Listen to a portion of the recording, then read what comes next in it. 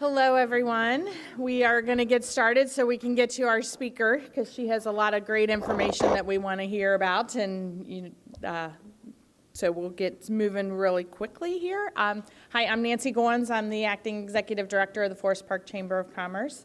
Welcome to our March, let's see, today's March 12th meeting. We're almost at St. Patrick's Day. You know, I still have snowmen up at my house, so I'm sorry I'm a little behind, but that's okay.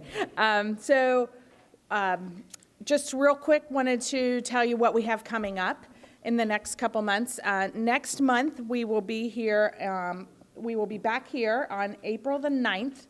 And on April the 9th, we will have a presentation from our wonderful safety department.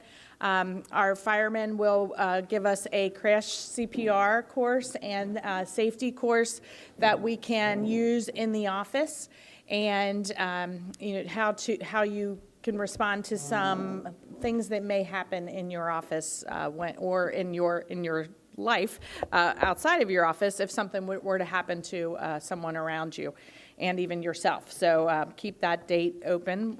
They will be talking about some of the services that they offer to businesses in the community at a very low rate. So if you need some safety training and things like that, we'll be highlighting what they can do for you as a Forest Park business. And we also, on the 20th of March, we are having our happy hour for our March Madness happy hour up at Shooters. So there will be some basketball games, I believe, on the play-ins will be that day. So you can finalize your brackets because they're probably due by noon on Thursday. We'll have some brackets there, but it'll be great networking up at, and I think we'll start at 4:30 up at Shooters. And you never know, you might get some wonderful prizes. We might have some surprises for the happy hour. So, and it's not just for those young professionals. I think the emerging professionals, so anybody who's emerging can be emerging or wants to be emerging or anything like that. But we will have trying to get our young professionals involved, and so our OPs like coming out too. So that's what we have coming up. Watch for your golf outing announcements. Those will be coming out shortly. And also, we have an RCP meeting we're working on in May, and that will be at Raffles. So it'll be the 3rd. I have that date.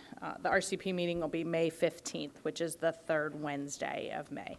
So without further ado, I would like to introduce our speaker, Jody Brandstetter. Jody and I have been chatting for a while about some issues that we've heard a lot from our members on how they can find and retain employees and attract talent to your companies. And she is an expert in that field, and she is here. She has a consulting firm that she runs here in Cincinnati, and she is a recruiting specialist, I would say. So I'll let her come up and start the presentation right now. So Jody Brandstetter, thank you. So I'm pretty loud, so I'll use this when I need. So if you can't hear me, let me know. But good afternoon. I cannot believe it's almost March Madness, and it's almost St. Patrick's Day. This year's gone by.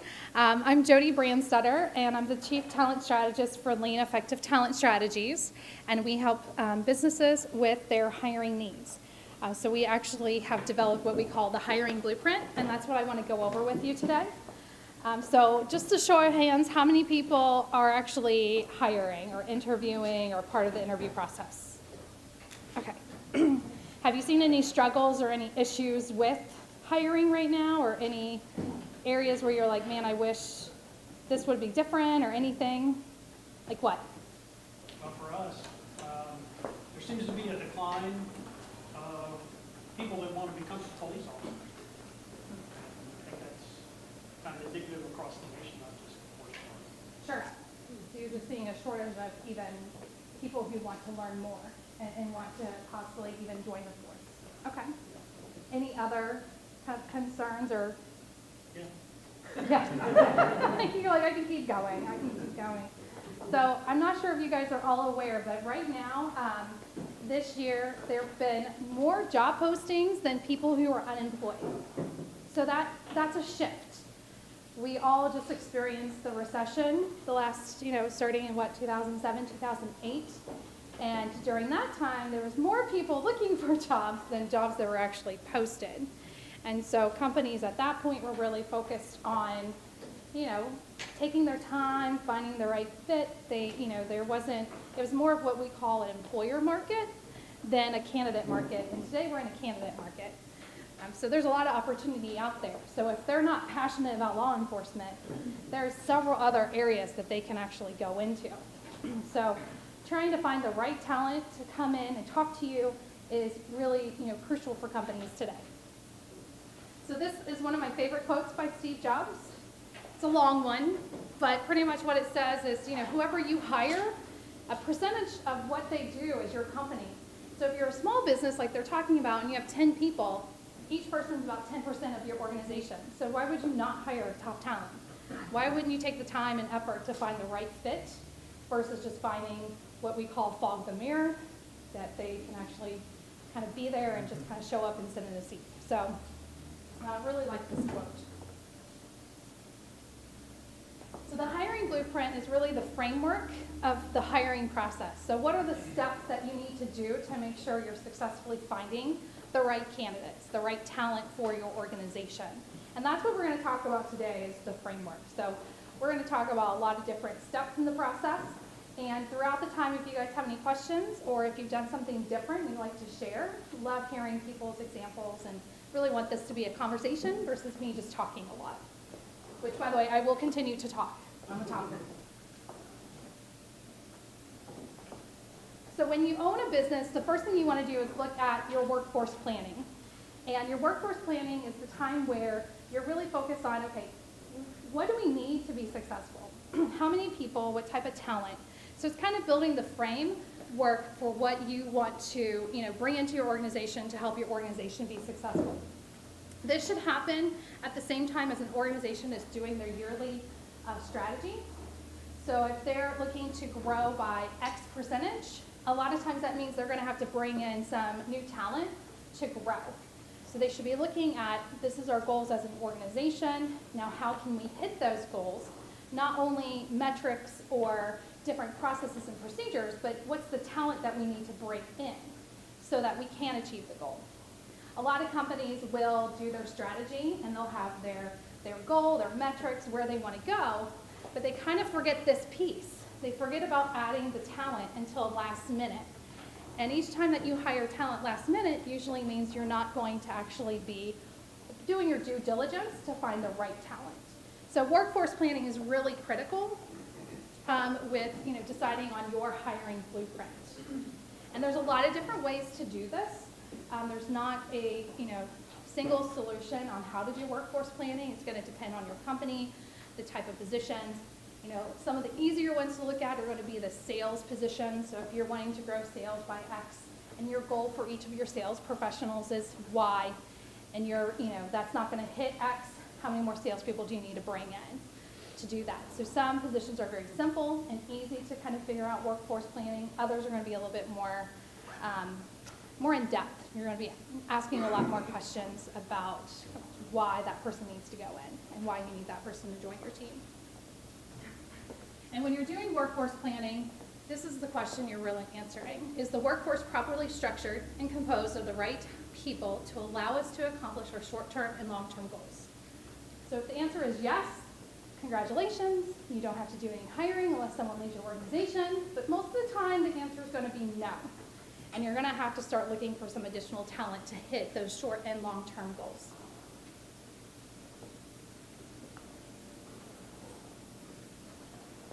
So this is a long list, right? I think there's 11 on there. So this is pretty much every step of the process of hiring, from making this decision that you need another person on your team to actually onboarding them to the company. A lot of people who are not in recruiting think you just find someone, you bring them in, and voila, they're there, everything's great. But there's definitely a lot of different steps in the process. And what I want to do is kind of break these down and give you some advice, some tips on how to handle each step of the process. So identifying the need, why do you need this person? Did someone leave your organization and you need to fill that position? Is this a brand new position because you have a new project coming? You know, what is the reason for you actually hiring for this position? And then a lot of times companies ask for a rationale. If this person's there, then this happens. So a lot of times if you're like, for example, managers. If you're hiring a manager and right now your manager to employee ratio is 20 and you want that to be 10, obviously you want to hire another manager so that ratio can go to 10 to 1 versus a 20 to 1 ratio. So it really is just explaining why you have this need and why you want to hire this person. And then from there, it's a lot of logistics, budget, and approval process. You know, so what do you need to do? If you're the owner of the company, obviously you just approved it because you said you have a need, right? But if you're a manager and you're looking for this, usually there's a little bit of approval process that you want to go through. And then you have a budget, like how much can you spend, how much can you pay for this person? You know, what's the comp range? Are you willing to do 35 to 40,000? Are you wide open? Do you have no clue? Doing some research would probably be ideal, but you're just really kind of building up the steps. These are everything, you know, this is what I'm looking for. I'm looking for X position. I want, you know, my budget to be X dollars, and therefore the justification is X, Y, and Z. So you're really just kind of building up that rationale to why. So you've decided you want someone, that you need someone. So let's just stay with the manager. So you need a new manager. So you need a plan. What are you going to do? How are you going to hire that manager? So if you have an HR team, usually this is when they're going to come into play and help you with providing that plan. If you are without an HR team, then guess what? This is your responsibility. You're going to be kind of figuring out who you want, how you want to plan this out. I have a job intake form template on my website, which is great because it asks all the questions you need. So if anyone wants that, it's, you know, on my website. You're more than welcome to grab it. But it literally breaks down all this information. So this is information that's going to help you build the strategy and also build your job description and be able to successfully hire in a timely fashion. So just to kind of give you a few tips on this, you know, if you don't know what kind of position you're looking for, so you're looking for a manager, but you're not sure if that manager needs project management experience as well as people management and then maybe some technical knowledge. This is the time to figure it out.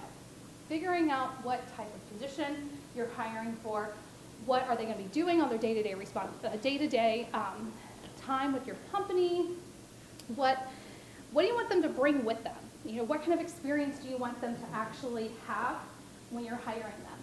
What are some of the things that you think are coachable, trainable, that you're going to be able to kind of groom them? You know, this is the time to do it. A lot of times in my experience, the time that companies do this is after they started interviewing. And they're like, oh wait, actually, I'm more interested in them having X, Y, and Z, not ABC. Well, guess what? You're starting the whole process all over again. You're taking that time to fill and hire that person from maybe 30 days to 90 days because you have to start from scratch. So being honest and having this time to really think about the position, the requirements, what you're looking for is going to help you be successful with hiring someone faster and someone that's going to make more sense. And from there, the strategy is how are you going to find them? And we'll talk more about that here in a minute. And then the hiring team, who's responsible for hiring? Are you going to make this decision yourself? Do you want your team to help you with this? You know, what are the steps that a candidate needs to go through? Are they going to do a phone interview, a face-to-face interview? You know, what are some of the expectations that you want that person to go through the process? So you're really building that plan, a solid plan to help you be more successful with hiring a little bit faster. And then you go to job descriptions and job postings. Has anyone ever written a job description before? How much fun was it? So what were some of the things that made it horrible? Well, because I think you're writing about some things that maybe you don't even know. Like, you know, that's part of what it is that you don't know what everything should be because you don't do that job. But some of it, you try to make it sound attractive, but also it might be a really boring job. Yep. So, no. Any other ideas or any other thoughts when writing a job description? Yes. Well, reading job descriptions. So reading job descriptions, some of them are written very legalistically and trying to cover everything that could ever happen to someone in this position, so you really get no sense of the priorities and what the job would actually be the majority of the time. Yeah, it's a legal document that doesn't tell you anything, right? I mean, there's a lot of words. Like, I would say probably most of the time when I've worked with a hiring manager who's had to create a job description, he takes someone else's job description, highlights a few things, that looks good, and he throws it on his job description and say, here you go. So did you have something? I'm just going to say the last, seems like the most important part is the last sentence, other duties as assigned. Oh, right? Kind of opens it up for anything, right? The can of worms of what could not happen. And that's one of those legality things, because heaven forbid you ask someone to do something outside of their job description, right? So if you don't put that in there, all of a sudden there could be some wonderful conversations with the person, and HR and employee relations gets involved, and it's a lot of fun. So a job description, in my opinion, means absolutely nothing. You need it. Companies need it. It's a legality thing. Just making sure that you have everything in there. I think as an organization, if you're going to use your job description, use it appropriately, put the right information, actually think about what this person's going to be doing. But then you don't let it sit there and 10 years later still using the same job description. That position has evolved. It has changed throughout with technology, or the responsibilities have changed. So it's a live document. It should be constantly being updated if you're going to maintain and store a job description. The job posting, in my opinion, is the most critical part of understanding the job. So the job posting is what we're actually posting out there for people to apply to. And if they're posting the job description, obviously that's not very, it's probably a little too detailed, might lack some interesting pieces, kind of boring in some ways. So a job posting is actually supposed to be more like the advertisement. Why should someone come work here, and then what would they be doing? So the job posting to me is the more important document when you're hiring, because it's going to paint the picture of your organization and who you are. So you want your employer brand there. It's going to provide a nice overview of what that position is, maybe some key responsibilities. So what are what are you going to be doing most days? And then what requirements are. What should you be bringing to the table? What kind of work experience? Is there a specific education, skills? All of that should be on the job posting, as well as what I call the with them, what's in it for me. And you want to provide, really truly, why should someone come work for your organization? Do you have great benefits, great pay? Do you have a free coffee? I think that's really great. Never a company has free coffee. But what are the perks? Why should you work for this organization? The job posting should not have other duties assigned, because that doesn't really say anything, right? It's just kind of filler. You have no clue what that is. So when I talk to my clients, I ask them to show me their job description so I can look at them and see if they really took the time and energy, or if they're just checking that box off. But then I really work with them to find out, tell me about a day in the life of this position. What are they doing? What are their goals? When should they be trained?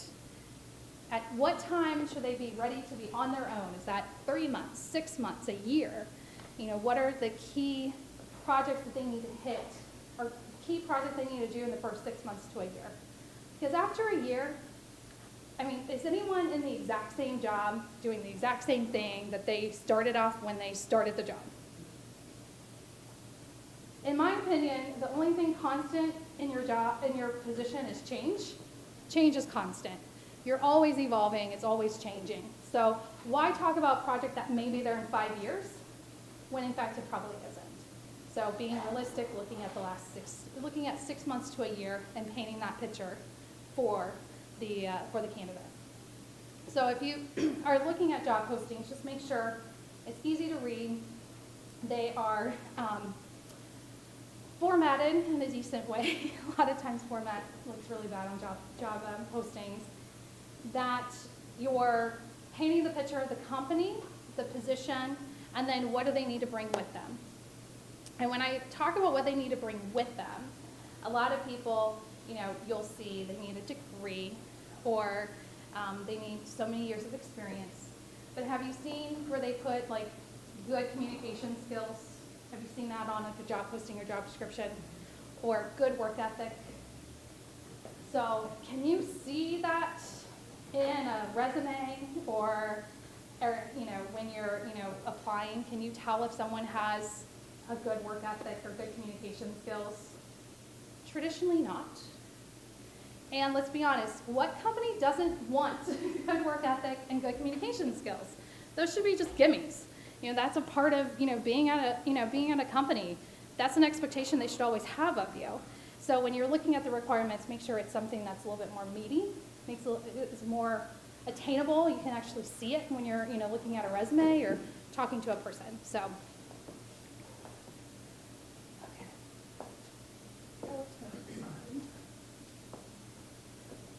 So promote, advertising. Probably about, I would say, 10 to 15 years ago, recruiting was more about posting a position online and letting everyone come to you. We call it the post and pray. You're praying that someone might actually show up and apply. And, it worked at that point, maybe not. And post and pray is no longer something you can do. You actually have to promote. So you have all these wonderful ways to promote with social media, online, coming to chamber events. There's a lot of ways to promote. You should really be focused on promoting. And with promotion, I always talk about making it diverse. So if you're looking for a candidate, you shouldn't just be posting on Career Builder and that's it. Actually, just don't post on Career Builder anymore. It's really kind of old technology. But you should actually be looking at, okay, where are some different ways, or what are different ways to actually attract this candidate? When you're looking at job sites, Career Builder is one, but the one I would always suggest is Indeed.com. And in fact, Indeed is free for you as an employer to post a position on it. It costs if you want to do a pay-per-click type job posting, which kind of pushes it up to the top of the page, or if you want to be able to actually source candidates or find resumes and reach out to them. But just to post a position on Indeed is free. So I always like free items because it just saves money and you don't have to pay for them. Whereas like a Career Builder, every posting costs. So Indeed, LinkedIn also has job postings. They cost money. I like LinkedIn more for maybe finding people than actually promoting the position, but it's definitely one way to do it. I would be looking at niche job sites. So if you are in industrial automation, looking at associations that are for industrial automation and being able to post there, because people who are experienced in industrial automation will be there. So hopefully the quality will be a little bit better. So finding more of a niche site is always a better deal for you. Internally, so a lot of times people completely forget about looking at their internal candidates, their employees. Do you have anyone that actually can do this job or can be promoted to that next level? So making sure that you're paying attention to your employees and what they're looking for will help you maybe find someone that makes more sense, or you might be able to maintain someone and retain them longer because you're actually looking at them as a career and giving them that next step. So a lot of people go right out to external hiring when internally could make the most sense. We talked about social media. How many of your companies have this, do you guys have Facebook pages, business Facebook pages? Okay, great. Did you know that you can post jobs on your Facebook business page? So yeah, so you can actually post a job there. Again, that's a free way of posting. And it's a great way to not only find external candidates, but then also it's a great way to help your employees be recruiters too. So now they can share that content very easily with their network. So when you're looking at social media for posting or recruiting, think about how can my employees help me with this by putting it on social media. A lot of companies have social media policies where they don't want their employees on social media or talking about the company on social media. And again, this is a way that you're maintaining the content of what your employees might be posting about your company by putting it on your Facebook page and asking them to share it. So you can use that for Twitter, with LinkedIn, so if you are utilizing social media for your company and your company brand, I would take it to the next level and make sure you're using it for your employer brand. And then also getting your employees to follow your pages, to like the information you're putting, to post things about the company. Because a lot of times when a candidate is looking to jump ship and move to another business or another company, they're going to be looking at your social media feeds to see, what are people talking about and are your employees talking about you. So social media is a great way to kind of combine your company brand and your employer brand together, and also a great way to kind of really work with your employees for them to kind of help with the advertising and the promoting. Talking about employees, does anyone here have an employee referral program? So what is your employee referral program? How many are? It's mostly monetary. Okay, and what's the monetary amount? Yeah. Gosh. It does depends. depend on certain positions, but it may be a couple $100. Okay, and does it take some time? Do they have to be hired and been in their role for some time before they'll pay out the employee referral? Okay. What about yours? So it's $500, it's 6 months. Okay. So traditionally with an organization, you want to have about 30 to 35% of your hires be employee referrals. That gives you, it's a pretty good number. Sometimes it goes higher. I've seen companies with 50 or 60% of their new hires be employee referrals. But again, who knows your company best? Your employees. They're going to be able to talk more about the day in, the day out, the good, the bad, and they're going to be able to paint a really good picture for those individuals to see if this would be a good fit. So a lot of times they provide more of a candid knowledge, more of a candid conversation about the company than maybe the hiring manager or HR. So if someone's really interested and they're a referral, hopefully they have a little bit more information about the company because of that referral. So that's why a lot of companies use employee referral programs. Monetary is the #1 way, and a lot of times it's so much money after maybe 30, 60, 90, 6 months. It's really up to you and your organization how you want to set that up, but I would make it as simple and as easy for your employees to do it. So if it's a email to HR, if it's them just putting their name on the application, however it's going to make it the easiest for your employees to refer, the better. If they have to go jump through hoops, does anyone like jumping through hoops? No. So make sure you make it as simplistic as possible.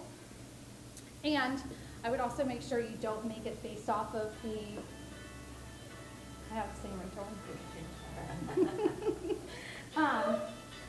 Make sure that you do not put any expectation of the monetary amount based off of the person they referred's performance. So if you say, well, if they're on a written warning, you don't get the money. If they're not hitting their goal, you don't get the money. It just becomes super negative, and they have no control over once that person starts if they're going to be successful or not. A lot of companies think, oh, if we have them be accountable too, they'll help make this person accountable. And how many of you can tell your friends what to do and what not to do? It just doesn't work. So do not make, if you put that little piece of it for a warning or whatever, don't do it, because you're not gonna get as many referrals, because your employees are just not gonna be interested in participating in that. You also have college and school recruitment, so that is its own little kind of beast on how you can utilize that. You know, I've heard at one point GE and some other companies were actually building relationships with kids in like middle school who are interested in STEM, because you have to kind of grab their attention pretty quickly and kind of build that relationship. Not sure if you really have to go to middle school to do that. You can definitely be getting out there and working with the different colleges and universities here in Cincinnati. Most companies will focus on just going to the job fairs. So they'll participate in a job fair, and that's it. And that's a great first step, but college students want more than that. They want you to, build a relationship with them just like anybody else wants a relationship built. So you really want to think about, if you're gonna work with colleges, how are you gonna work with them? I would build a relationship with the career services group, find ways that you can be a part of that, either mock interviews, it could be you're doing on-site interviews. I would start building relationships with professors, because professors are the ones that know their students the best. So any way that you can actually have a presence on campus is going to be a huge positive for you. And then grassroots efforts. Oh, yeah. One other comment on that, something else that I've done, excuse me, is if you can get involved in a mentor program. Yeah. I've done that. I mean, obviously, it's a win-win, and I mean, obviously, I feel good about giving back to someone, that whole service perspective. But at the same time, I've done it for a number of years now. I've developed a relationship with those students over 4 years. And usually, especially if you're matched, and I've had success where then they've come on to my company. But even if they don't, at least it gets back to the service perspective. But there, you're building up a relationship, and they'll also refer you to other people. So that's another way to do it. Yeah, absolutely. I know Xavier has a mentoring Yeah, that's program. what I Is that the one you're doing? I think UC also has one. But you can you can go in and become a mentor without a mentoring program. So if you're willing to go and spend time in the class and teach them something about your industry, about what you do, a lot of times you can actually kind of form a mentor-mentee relationship. And there's also the associations that are on campus that you can build relationships with as well, so that you're getting, again, niching it right into the area you want to focus in. So if you are looking for engineers, you probably don't want to go to the business school. So making sure you're going to the right area and building those relationships. Grassroots efforts. Oh, sorry. But it's kind of a catch-22, I think, with the college recruiting, because it's almost like NCAA violations, because the big schools and the people that are on TV get more of the people. So, bigger companies, some of them can recruit these kids, as summer interns and that kind of thing, and pay their way and do that. But the smaller companies, how do they, college fairs are one thing, or high school, going and doing stuff at the high school, but do you have any thoughts on how you play with With the big guys? Yeah. With the big league? So with a lot of the larger organizations, they have a whole college recruitment team. And they are just attacking. They're penetrating. They're getting right in there. As a smaller organization, I feel like you actually have some pros compared to some of the big leaders, like the big leagues. Some ideas just to think about is, finding a way that you might be able to have some of the students tour your facility, invite them to your office, and let them talk to your president, your CEO, your VP.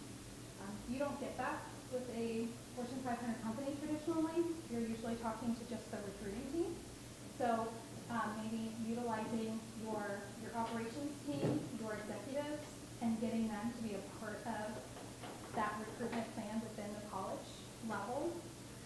With the mentoring, trying to get, again, some of the higher level professionals in the organization to do the mentoring. Again, it's going to be a little bit more exciting for a student to mentor with a VP. So building that relationship. But I think it's really gonna be building relationships with the professors and finding a way for you to have some dialogue with that individual, helping them with if they're, looking for, Ohio University does this amazing sales weekend where they have all their students doing sales. They do presentations and they ask professionals to come and be judges, that kind of stuff. Raising your hand saying, I'll do that. I can help with that. How can I talk to your students? A lot of times professors want that. They want people to come in and be a part of the conversation so they can have a real live dialogue with them. I actually this morning before I came here, the Claremont Chamber did a speed mentoring event with Loveland High School. So I sat at a table and I would have students coming and I would have 7 minutes with them. And I can just, tell them who I was and what I do and answer any questions. Great way to, again, maybe just find maybe a student that you have some commonality with and maybe grow that mentorship as a senior in high school. So it really is getting out there and getting your face in front of them. Yeah. I would just build off to your question too. I went to University of Cincinnati from a student standpoint, I did the career fairs, went to all the businesses, but then I also worked for Anthem Blue Cross and Blue Shield and went as a bigger company to the career fairs to try and recruit. And if you can find, as a smaller business trying to get into that space, if you can basically sell them on the opportunity of getting good quality work for your company and getting into the weeds on what they're actually looking to do as opposed to, just busy work for a bigger company, you can find, even being a smaller company, good talent at those career fairs, even though if you don't feel like you have an edge as opposed to the bigger companies, you can still find people, that would rather have the work as opposed to getting something under their belt as opposed to just working for a larger company. So you won't hit everyone, but that was my experience from both sides of it. And to piggyback on that, if you have an employee who went to that college and graduated, bringing them or having them maybe be the point person for that college or university is huge. They can relate. I graduated from University of Evansville, which is in the southern tip of Indiana. And when I worked for one organization, they always had me go to the UE job fair just because I knew the campus, I knew the area, and I could have really good conversations with those students because I've been there, done that. And a lot of times that gave me a little bit more, they were more comfortable having a conversation with me because they knew I had a similar background. So grassroots efforts, I love grassroots efforts. Traditionally, a lot of companies don't do grassroots efforts, and that's getting out in the community and really building a presence in your community. So to give you a few different kind of ideas for this, coming to these type of events, having your employees participate in networking events is really important. One way to give them something to take with them so they feel a little bit more confident, you can actually create business cards that are like employee referral cards, where instead of them giving their business card, they might not feel comfortable giving someone their contact information. You can actually just build a card saying now hiring, your logo, and then the HR contact or the website. And when they're talking to people, they have something to give them and say, hey, I really think you might be interested in my company. Why don't you take this card and check it out? So giving them the different piece, a way to hand something over kind of helps build their confidence when they're out in the community. And I would give those to every manager and anyone who's in the interview process.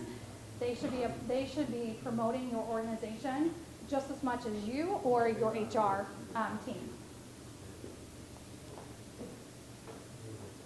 And then the recruiting side, so there really is kind of 3 different types of candidates. You have your passive candidates, you have your active candidates, and you have your inactive candidates. So your active candidates are the ones who are actively looking for a job. They've applied to your your posting, so that post and pray worked. So they are actively looking to come to your organization. Those are candidates who've probably done some research, they know your company, and they're interested. Traditionally, you don't have to do a lot to get them excited. They've already did that themselves by applying. So that's great to be able to have those candidates, but traditionally that's not enough candidates. So then you have to kind of go to your passive and your inactive candidates. So your inactive candidates are candidates that you've actually talked to in the past, and maybe they're your second runner-up, or they're someone who just didn't have a job at that time. So making sure you're keeping really good information on your candidates, taking resumes, so that maybe you can call them at a different time and say, hey, I now have an opportunity that might be a good fit for you.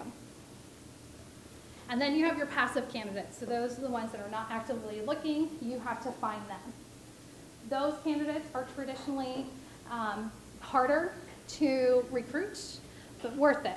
They're really worth it, because if they're not actively looking and you're able to spark their interest, then you know they're really interested in working for you.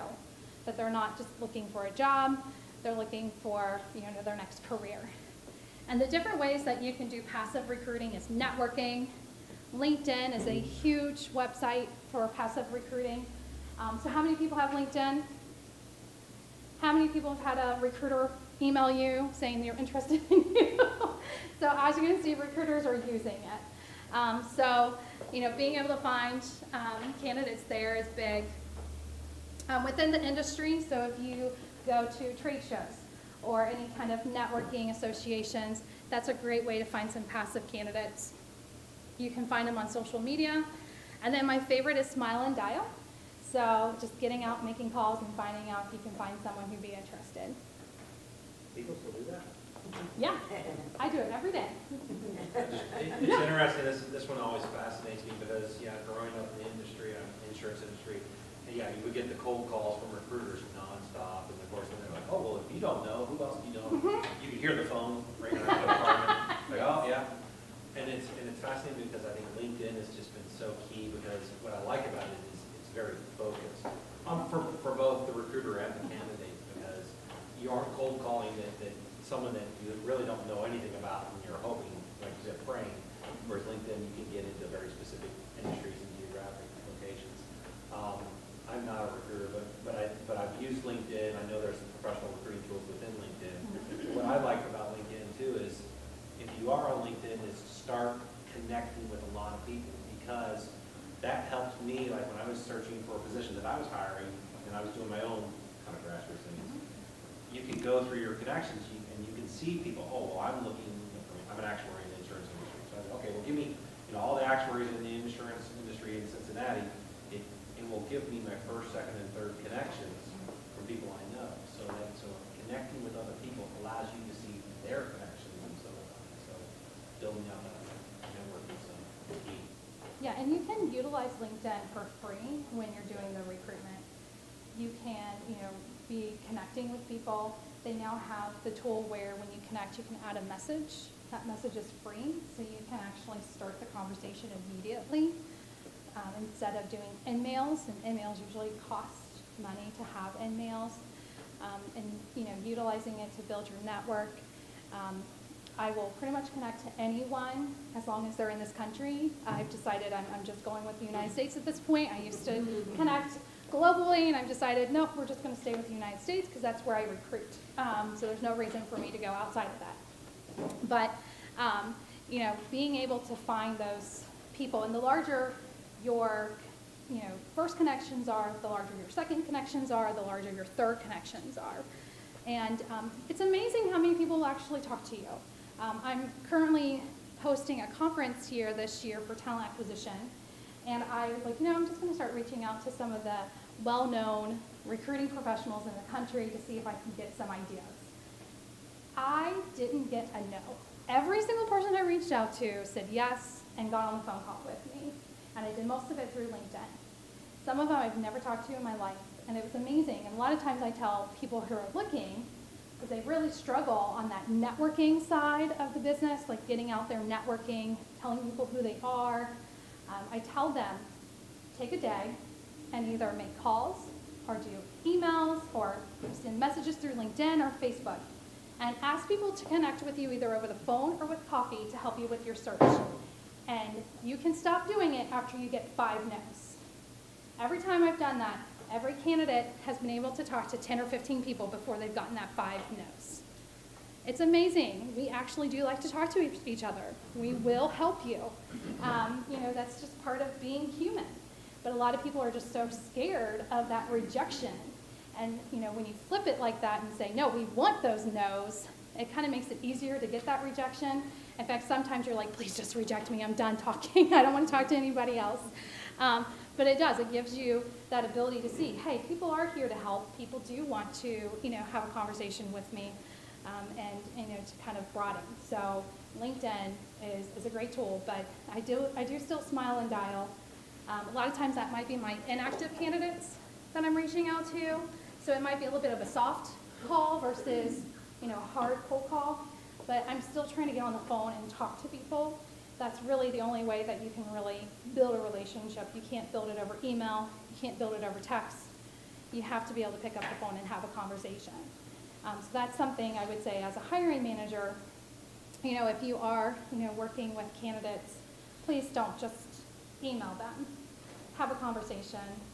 Pick up the phone, call them. It's going to help build that relationship and keep them more excited about wanting to work with you. All right. So screening and interviewing. There's a lot of different ways that you can screen a candidate. You can do a pre-screen, so you can actually put questions into your application to see if they meet what you're looking for. So some of those could be, do you currently live in Cincinnati, Ohio? Because you don't want to reload somebody. It could be, are you eligible to work in the United States? So those could be very easy yes or no questions. I've worked with companies that have actually done open text conversations to start learning about their written communication skills. So that's one way. You can actually pick up the phone, like I just talked about, and do a screen that way, ask questions, find out if this is a good fit for them. You can do an assessment. Assessments right now are really big. Every company wants to use an assessment. And ideally what the assessment should be doing is helping them predict your performance or capability of doing the job. And so some candidates are okay with it, some candidates hate it. Sometimes people just stop the process altogether if there's an assessment. I'm currently working with an organization that has a, let's say, 30 to 40 minute assessment that they have each one of their candidates complete. And their steps were for them to apply, do their pre-screen, put in their application, download their resume, and do the assessment all at one time. So it was taking about 16 minutes to complete the whole process, and they were seeing a lot of people stop before the assessment. In fact, stop before even the application, to be honest. And they weren't actually picking up the phone and calling these candidates beforehand or having any kind of dialogue with them. So they were expecting candidates to do this hour-long process without the employer showing any interest in the candidate. And that's really difficult today with where the market is. You absolutely will have people who will do your process immediately. I'm one of those people. If someone says this is the process, I'm like, okay, boom, boom, boom, I'll do it. But you have other people who are just kind of looking on their phone at jobs, and they're like, oh, that looks good. Yeah, I'll apply. No, I won't, because I'm not going to do all that. So that's a little bit more of maybe a passive candidate or someone who hasn't really gotten the understanding of why your company is so amazing. So we've actually changed the process where all they're putting in is their resume, and that's it.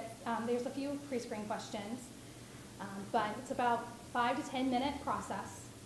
And then we're picking up the phone and calling them and saying, hey, we really, like your resume. We think you might be a great fit here.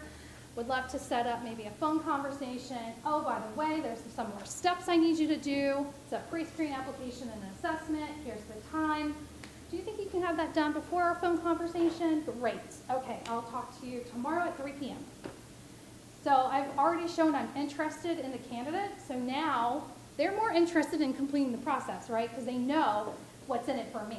What's in it for me is if I do this, I get to talk to the recruiter and have a more detailed conversation about the position and the company. So if you're using an assessment, just make sure you're putting it in the right spot that makes sense. If it's a mobile 10-minute assessment, you might be able to put that up front and it's fine. Yes? What exactly is an assessment? Is it self-assessment? There's a couple different ones. So there's a skill assessment where it's just literally looking at maybe technical skills. So it could be for like Microsoft Excel, and you're actually in Excel and showing if you can do like a pivot table, for example. So that's more of a skill assessment. Then you have a personality assessment, which is actually looking at you as a person and will you fit that organization's culture. And then you can have a mixture of skill and personality and social assessment, and that is where you're really gauging, do they have the skill set, do they have the personality, and will they, will they fit within the culture? If you do an assessment correctly as an organization, you'll do what's called a job analysis, and that's where you look at the job description, you talk to people in the role, you really get a good feeling of the position, and then you build the assessment from there. And then you can actually do a validation to say, okay, we've hired these people, here's their performance, here's their assessment, yep, there's a correlation, it matches. But I will let you know, a lot of companies don't do that. They just throw an assessment in because they hear it's really cool, and they do none of that actual legwork, but it's supposed to really help make sure it's going to be a successful fit for you. Some of them are timed, some of them aren't. Some are easy to use. Some, the boards are really small, and you have to really pay attention. So it really varies with the organization. Yeah, Chris, we use them at our company, and they have been really useful. I agree with you, too early, it's a turn on. So we typically use the assessment when we've narrowed it down to the final select 3 or 4 candidates, and it makes a difference. Some of them, it's like they're obvious, right? Okay, I'm looking for someone who's very technical, surprise, etc. Mm-hmm. But I mean, like for mine, I'm looking at a position that was very teamwork based, and my two final candidates, they were polar opposites. One was very teamwork focused, and the other one was not at all, and that helped make the decision a lot easier. I mean, that person would be a good cultural fit. Yep. And a lot of times they'll have interview questions tied to the assessment. So if you see an area of concern, you'll have questions that you can ask in the interview to kind of help figure out, is this someone who's trainable or coachable? And then sometimes they cost per assessment, so it could be $200 per assessment. So obviously you don't want to start off with the assessment if you don't want to spend that kind of money. So you might want to wait till the end or to like your final selection. But it really just kind of depends on how you're utilizing the assessment. The client I'm with right now has the assessment, and the one thing I really love that they do is they actually use the assessment after they start.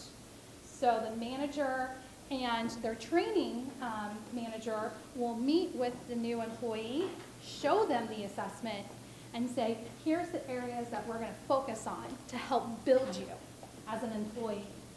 Most companies do not look at that assessment again after you start. So if you are going to use an assessment and you can build it into your training and development, that's also going to help with retaining that employee. So a lot of times candidates are like, can I see my assessment score? And you're like, no, no you can't. Not going to.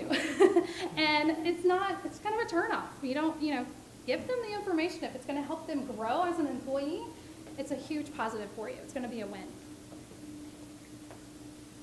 References. Does anyone still do references?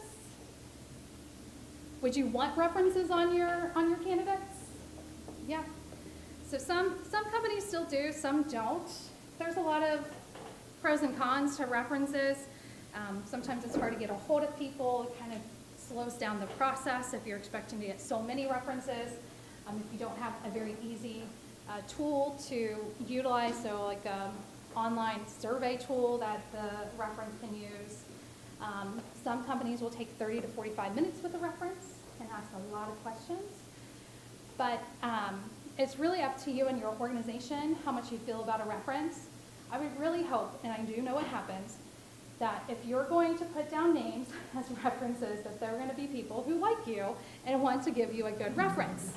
You know, when I was doing staffing recruiting, we would prep the references on how to answer the questions for our candidates. So do you really think you're getting a lot of solid information if you have people prepping your references?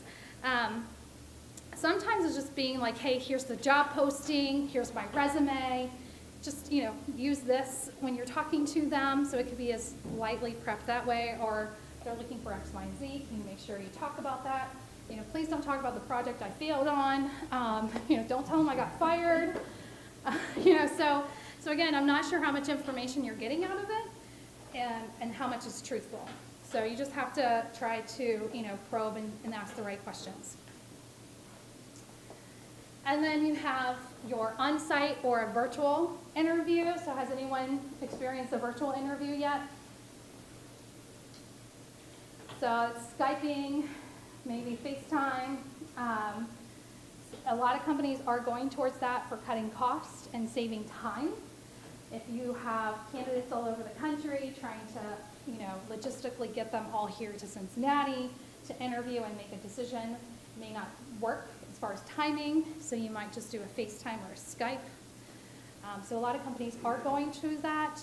It's the same as an on-site interview, so you're probably going to take the same amount of time with the candidate, but you're just doing it with the screen versus in person. And then there's, you know, in person you can have a wonderful panel. I think at one point I did an interview with 6 people. Horrible. Trying to talk to all of them while I'm answering my questions. I got a little dizzy.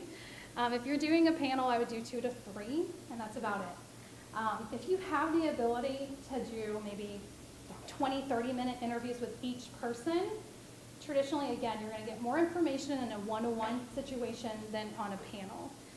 And so a lot of people will build an interview schedule and have, you know, 4 or 5 people interviewing. And so a candidate might be there for 2 or 2.5 hours. But at that point, they should be probably one of your top candidates, and you want to spend that kind of time with them, and they should want to spend that kind of time with you. But you really want to pay attention to logistics as far as if you like a candidate and you say, I want to interview them, if you wait 2 or 3 weeks to bring them in, there's a higher probability that they'll have other opportunities already, other offers, and you might lose them. So the faster you can go from each step, the better. But you don't want to speed up what you're doing with them. You just want to speed up the time between. So if you want to spend an hour on the phone with them, that's okay.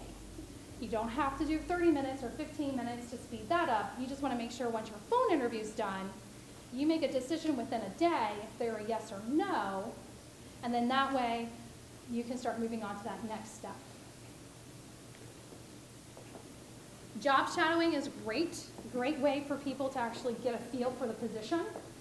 If you do job shadowing, you want to prep whoever is doing the job shadow. So this is a great way, again, to take some of your up-and-coming people who you feel like are going to be the next leaders of your organization and get them involved in the interview process by letting them shadow or provide the tour. It's a very easy way for them to start to get a feel of being a part of the interview process, and then let them have the ability to do an evaluation, or however you're evaluating that candidate, make sure they're included.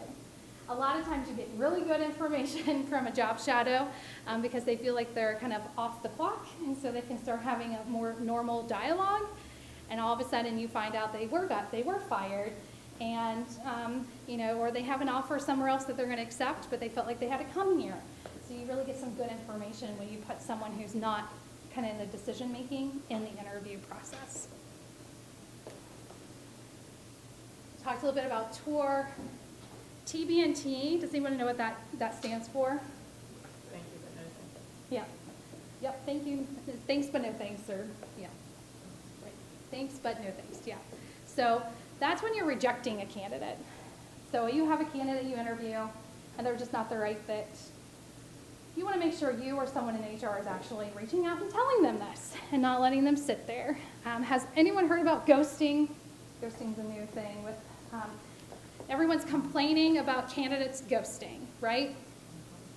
I'm gonna let you know I've been ghosted since like 2002. So I've worked in in industries where ghosting has always happened. Call center recruiting, you always have people fall off the earth. But how many of you have actually been ghosted by a recruiter? Really? No. Every time you've not gotten a job, you've always been rejected. Right, okay, so who's been ghosted by a recruiter? Okay, sorry. So candidates have been ghosted by recruiters their whole lives. So recruiters are just kind of karma. We're getting it back now, because now candidates are ghosting us. And so the reason why candidates feel like it's okay in some ways to ghost is because they've gotten ghosted so many times by companies that it's like, why should I tell the company I'm no longer interested? Why should I tell the company I'm not showing up on first day? You know, we've put this kind of barrier up because we're not communicating with them when they're a no. So thanks but no thanks are really critical in this process. You want to make sure they know that they're not selected. Now, obviously, you don't want to tell every reason why they're a no. That's not always, a good conversation. But at least let them know, hey, we decided to go with someone else. Thank you so much for your time. If anything comes available down the road, we'll definitely keep you in mind. But at least let them know. When I graduated from college, I talked to Aurora Casket Company, so hopefully no one's going to yell at me because I just said their company. Aurora Casket Company, I'm from Indiana.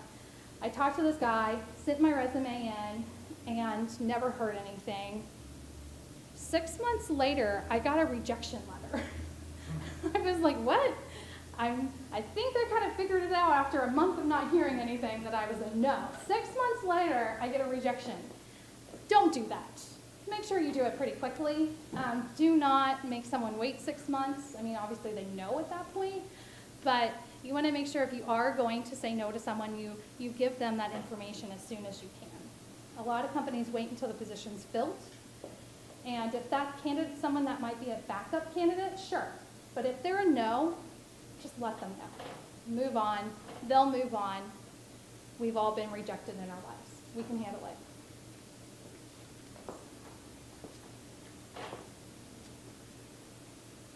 All right, so now we're at the point where we have someone we want to hire. So we're going to extend offers.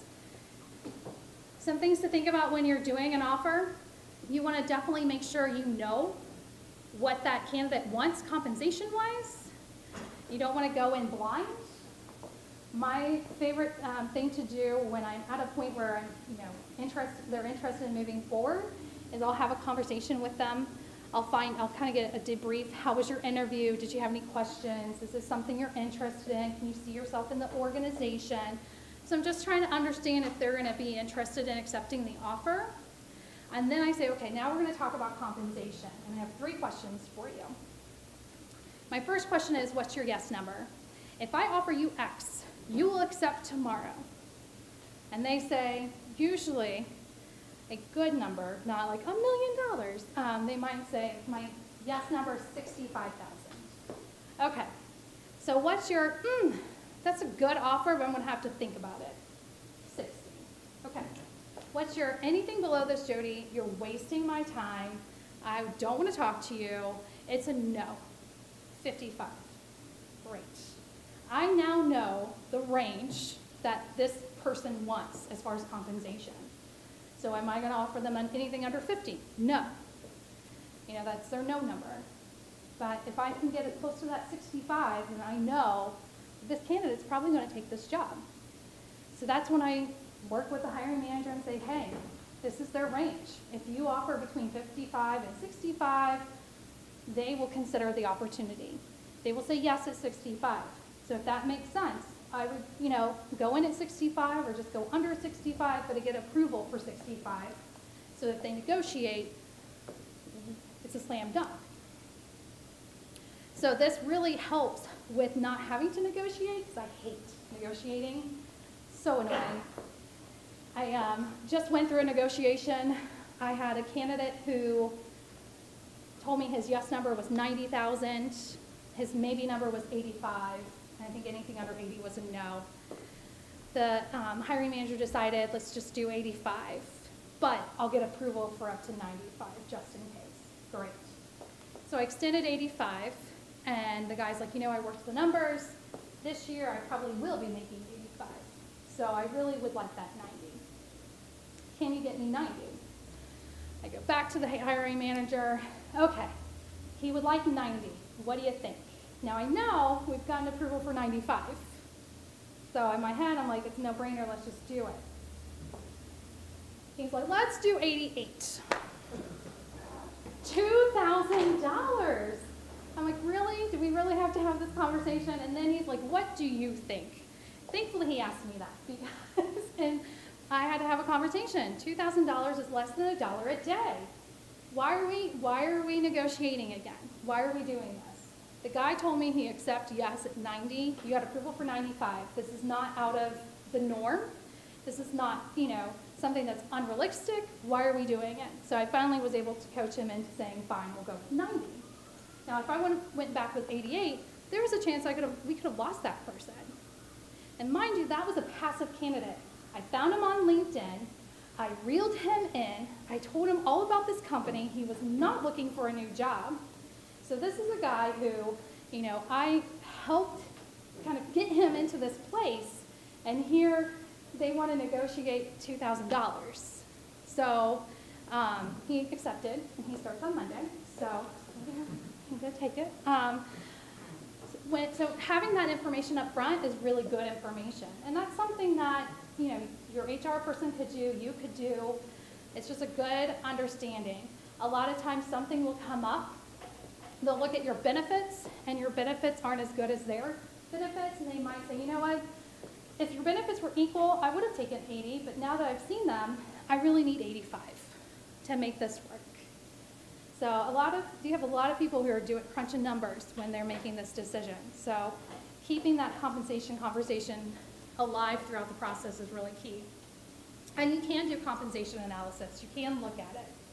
So, where are we at? Oh my God, you should have told me. It's okay. We're getting there. No, okay. Sometimes I talk a lot, sorry. But we're done. This is it. This is the last step. So compensations analysis is something you can do. There's some free tools if you want. When you're hiring, just make sure you are letting your team know that you hired somebody, confirming the start date, and getting them prepared for day one. Do not have, make sure you have a phone, you have a cubicle, you have a computer. Everything's done for them. So when they come in, it's not, oh, hold on, we don't have a computer for you yet, or we're still trying to figure out this phone, give us a minute. Have everything done before they show up. And when you're onboarding, make sure you have plans for them. Where should they be 30, 60, 90 days? So I'll give you guys this presentation for you to have it. I do have some additional information on some inexpensive free technology for the talent acquisition area. I have some data there for you guys to look at, and my contact information is there too. But I'm so sorry, I just didn't even pay attention. So in here, that's all my contact information. So thank you guys so much. And you can stay around for some questions if anybody has any Yes. specific questions. Anthony Sakata, did I say it right? Is here. He is with Benefits Network, and all of you, when you received your membership packets, you received a membership information sheet about the Anthem program that the chamber, you can join up with the chamber. So Anthony's information is all on the tables, and he's here to answer any questions that you may have, and he'll be around and able to answer questions for the next eternity, years, as long as you're a member of the Forest Park Chamber. And then also in your membership packets that you received, and some of you may be waiting for those because I sent most of them out in February. I think everybody should have gotten them for this year. If you joined in the last couple weeks, then they will be coming. But you received some prescription savings cards. Those prescription savings cards can be used not in conjunction with your insurance, but aside from your insurance. If you have a higher copay, you can check it and see if that would work. And if anybody needs any more for your employees, let us know. We're happy to send them. We've got pretty many of them, but it could save you significant amounts of money on some of your prescriptions too. So that's another benefit that we have. One thing that we are going to try to do, if you have open positions, feel free to email the chamber, and we have a section on our website that will say that they can link to your your website for your job posting or something, along those lines. So if you want to send the information to the info@forestparkchamber.com, that's for chamber members only. We will post those for you for a little niche website that we have too, and we can put some things out on our Facebook page as well. So any questions, let me know, and we will see you on the 20th at Shooters, 4:30. I don't know, the police I'm not sure if they're showing up, but we might have some wings there. Thanks, everyone. We'll talk to you later.